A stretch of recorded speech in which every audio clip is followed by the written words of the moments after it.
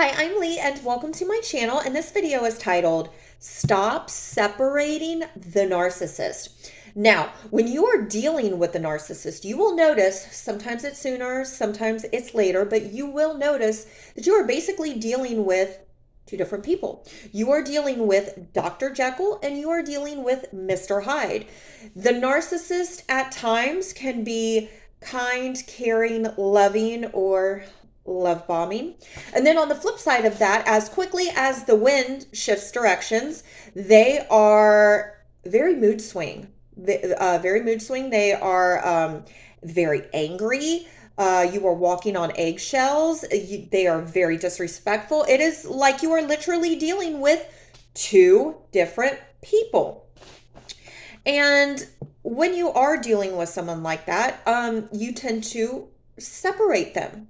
You tend to separate them that they are two different people. There is the good.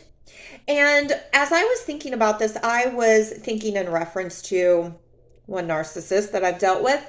And as I think of the good times, I literally cannot think of a moment where it was a good time, where things were good, happy. I literally cannot think of one time that it was. And even if I am completely missing something, even if there was a good time, it was all a lie. It was all a lie. This person was lying for 7 years. So even if there was something good, it was false. It was all a lie. And so there was nothing good there. And I think the reason that I stayed in that toxic, horrible, horrible cycle was it was familiar. It was familiar, even though it kept me in fight or flight, well, fight, flight, freeze mode, which changed daily, sometimes by the minute, by the hour. And it really is true. You know, they say the devil you know is better than the devil you don't. And I'm just glad that I'm out of that toxic cycle. But there really was nothing good in that. Or you're hoping that, they change their ways. So you tend to separate the narcissist into two people. There are times that things are good. You know, when they're good, they're good. When things are good with us, gosh, they're so good. And then there's a flip side of that. When things are not good with us, oh God, they're awful. It's good up until it's not. And then we separate the bad. And the bad is the bad can be a laundry list of things. Short temper, walking on eggshells. That was a lot. That was a huge portion. Very, very angry. Very angry. And it's like, what are you so mad about? What are you so angry about? Why is it that the smallest thing can just set you the F off? It's just like, oh my gosh. Well, when you are not a good person, when you are a liar, when you are a cheater, when you are deliberately doing things to hurt someone, that kind of eats away at you. I mean, you're having to lie. You're having to do a whole bunch of work. You're having to keep your lies straight. That can be stressful. And when it is stressful, oh, they're going to take it out on you because somehow it's always your fault. I mean, everything is your fault. So they're going to take it out on you. Walking on eggshells, they're very disrespectful. That's the bad part of the narcissist, of this person. And the reason why we will separate these people, separate them into, they are two different people. They are good and fun and oh, things are so great between us. And then they are awful, not good, toxic, fighting, lying, cheating. It's just we separate them. And we do that to cope. Because I knew very early on that this person, I coulda, woulda, shoulda, and you can't do that. But I knew very early on, but I held out hope. I held out hope that this person would change their ways, that this person would not be so angry, would not be so, short-tempered, disrespectful. I held out hope for that. Can't do that. Um, and then we have those excuses. We are holding out hope. We come up with excuses. Well, he's just having a bad day. um things just aren't going right for him right now, and so he's just on edge, and we will come up with any excuse in the book, even when we know the truth. We know the truth way deep down, even when we don't want to admit it, because when we have to not only admit it to other people, we have to admit it to ourselves, and we don't want to admit the truth to ourselves that, hey, this person is really not a good person. We don't want to accept that truth. So we come up with excuses because we're in denial.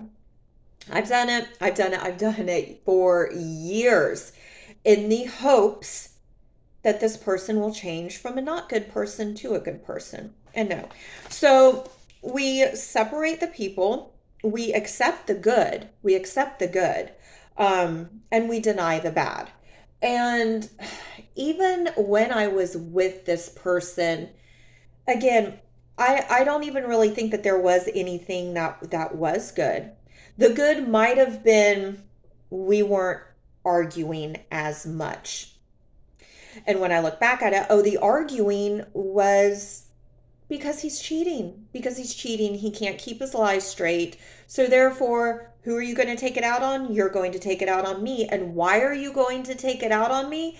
Because you know I will accept it. Whew. Yeah. So, and then we deny the bad. We deny the bad in the hopes that they will change.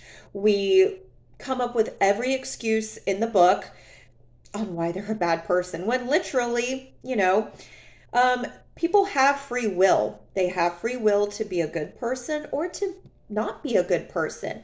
And the people who blatantly choose to be evil people, it's so hard for us to accept that, because we do good. We try not to be evil. So it is so hard for us to accept that there are people out there who will blatantly choose to hurt you. It's so hard for us to fathom that. We don't want to believe that, but honey, yeah, the truth hurts. The truth hurts. The truth is very painful, and the truth is there are people out there that are like that. There are people who choose evil. And we love them so much that, the good is who they are, and the bad is the changeable part. So we hold out hope that they will change, because deep down they're a good person. They're a good person. Just this other stuff, just them being angry and them just flying off the handle, like they just have so much stress going on. They just have so much going on that I know that once everything works out, that they're not going to be this way anymore. Like, we just have to get past this situation. We just have to get past next month. We just have to get past this point, and then everything will change. Here's the thing. A toxic person wants you to think that they're changeable. That's why, hence the cycle, hence the, say one thing, do another, you find out about it, you question them, they fly off the handle because you're calling them out on their behavior, you're calling them out on their lying, on their cheating, on their disrespectful ways, you're calling them out on that. They don't like that. They don't want to be called out. They want you to bury your head in the sand. They want you to accept their ways. That's why the narcissist is mad all the time. They want to go out and do whatever they want. So they're single, or they have single ways, but they come home to you. They want you to be faithful to them, accept their ways. And whenever you don't do that, then they start to punish you in whatever way that may be. That may be the silent treatment. That may be breaking up with you. That may be insane stipulations that they come up with in their head. And then for whatever reason, you guys are back together. And just the cycle, it continues. And they know, why you two stop talking, because you're being a liar, a cheater. You know what you're doing. So then they say to you, oh, I'm sorry, just things are going to be different. Or even if they don't say that, you guys get back together and maybe they're on good behavior for a few days, weeks. A few months, that never happens, but they're on good behavior for a while because in your mind, they're trying to portray that they are changing their ways. They are changing their ways for you.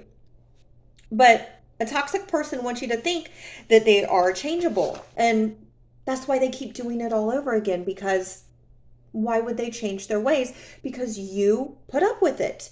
You put up with it.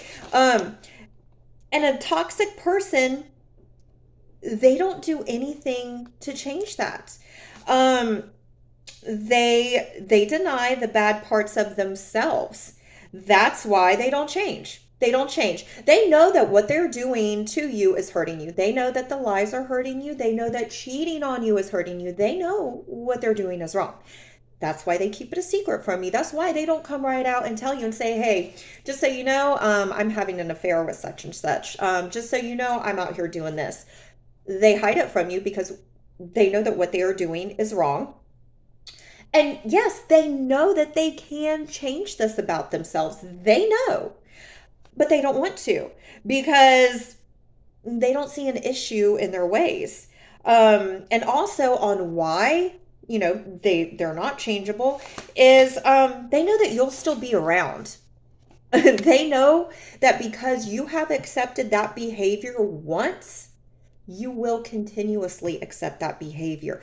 The minute that you stay with them, go back with them after they lied to you, cheated on you, disrespected you, whatever they did to you to make you feel hurt, to completely just, disregard you, whatever they did to you to make you feel that way, and you take them back, they know that set the tone. That set the tone that you will continue to accept that behavior, and they know that they can get away with that. And then whenever, let's say you have finally had enough and you are done, they're still not going to change their ways because they know that there are people out there that will accept that behavior. And then whenever, people don't accept it, they just bounce from one person to the next. And that's the life of a lying, cheating narcissist.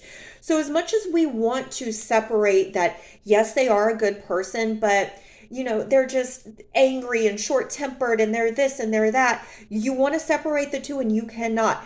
People show you every single day who they are, whether it's in indiscreet ways or whether it's blatantly showing you. People show you every day by their actions who they are, and you have to believe them. And you also have to realize every person has free will to do good, free will to do evil. And there are people out there who choose the evil route for whatever reason. Typically with a narcissist, it gets them off. It makes them happy. It makes them feel good to get over on people. So as far as separating the good and the bad from the narcissist, you cannot do that.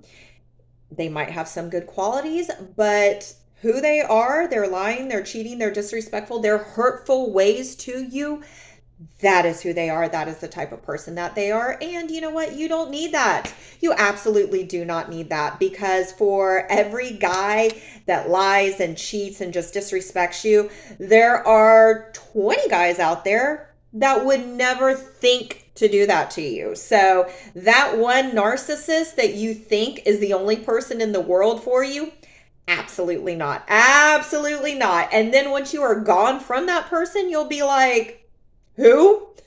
Whomst? So yes. So thank you for watching. And if you like this video, please give it a thumbs up. And if you like this content, please consider subscribing. Thanks, guys. See ya.